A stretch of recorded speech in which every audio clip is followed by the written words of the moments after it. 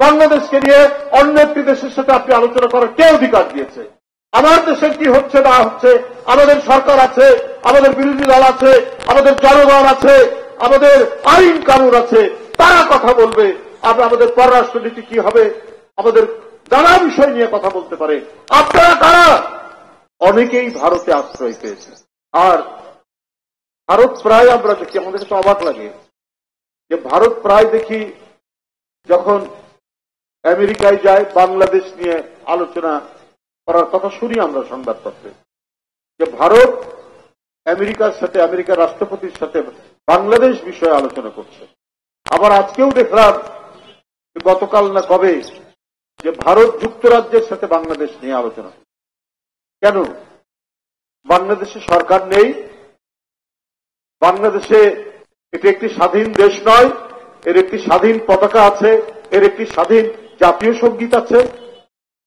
আপনি পার্শ্ববর্তী রাষ্ট্র, আপনি যে রাষ্ট্র, আপনি একটা আলাদা ভূখণ্ড, আলাদা স্বাধীন দেশ। বাংলাদেশকে নিয়ে আপনার এত মাথা ব্যথা কেন? বাংলাদেশকে নিয়ে অন্য একটি দেশের সাথে আপনি আলোচনা করার কে অধিকার দিয়েছে?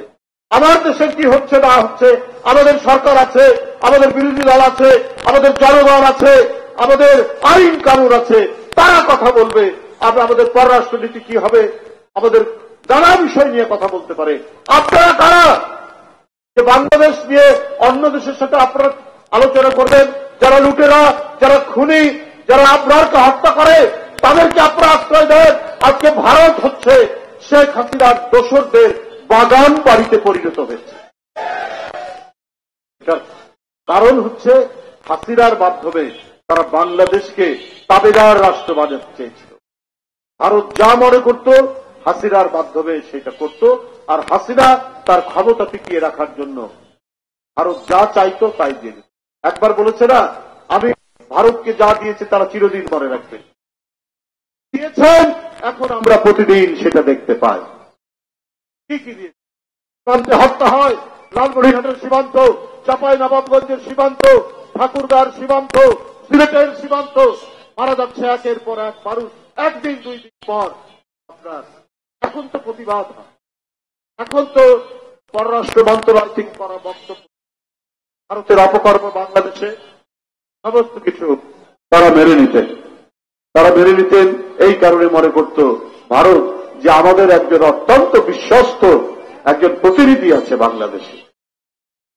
আর পানির কথা বাদ দিলাম, ব্যবসা বাণিজ্যের কথা বাদ দিলাম, শুধু সীমান্ত হত্যা, পৃথিবীর মধ্যে সবচাইতে রক্তাক্ত সীমান্ত, সবচাইতে ভয়ঙ্কর সীমান্ত, অসংখ্য ফেলানির লাশ ঝুলে থাকা সীমান্ত তৈরি হয়েছে ভারত বাংলাদেশে সীমান্ত।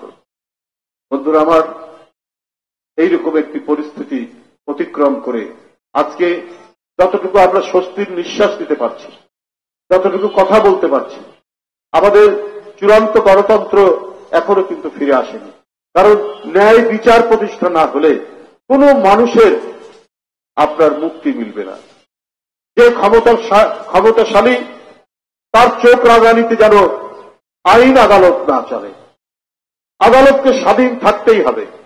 আজকে সংস্কারের কথা যারা বলছেন, এই জিনিসটি সংস্কার করতে কতদিন সময় লাগে? পুলিশ আচরণ করবে আইন অনুযায়ী, পুলিশ কোন ক্ষমতাশালী লোকের কথা শুনবে না। কোথাও কোনো হত্যা হোক, মার্ডার হোক, বেআইনি কাজ হোক, আইন অনুযায়ী তাকে গ্রেফতার করবে। এটাই হচ্ছে জুলাই, আগস্ট এবং শেখ হাসিনার বিরুদ্ধে দীর্ঘ 16 বছরের আন্দোলনের মূল চেতনা, মূল স্পিরিট।